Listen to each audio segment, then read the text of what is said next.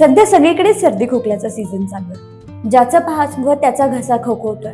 मग काय, पहिला पर्याय म्हणजे जाऊन अँटीबायोटिक खरेदी करणं आणि त्याचा वापर करणं. पण तुम्हाला माहिती आहे, वारंवार अँटीबायोटिकचा वापर केल्यामुळे त्याच्यामुळे रेझिस्टन्स डेव्हलप होतो आणि कालांतराने त्यांचा शरीरावरती होणारा परिणाम कमी होत जातो.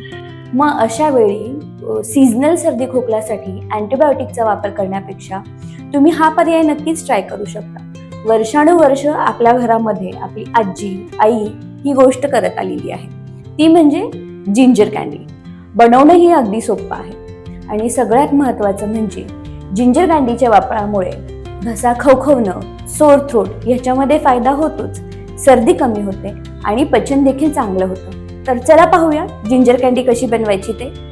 बनवणं अगदी सोपं. कढईमध्ये पहिल्यांदा 1 चमचा तूप घ्या. त्याच्यामध्ये साधारणपणे 100 ते 150 ग्रॅम आल्याचा पेस्ट जी आहे ती छान परतून घ्या. आलं तुपामध्ये अगदी छानपणे परतून घ्यायचं आणि मग त्याच्यामध्ये गूळ जो आहे तो गूळ वितळेपर्यंत मिक्स करून घ्यायचा.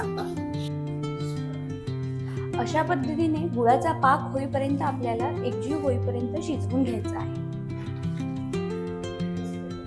अशा पद्धतीने आपण आता ही जिंजर कँडीची जी मावा तयार झालेला आहे तो प्लेटमध्ये थापून घेतलेला आहे.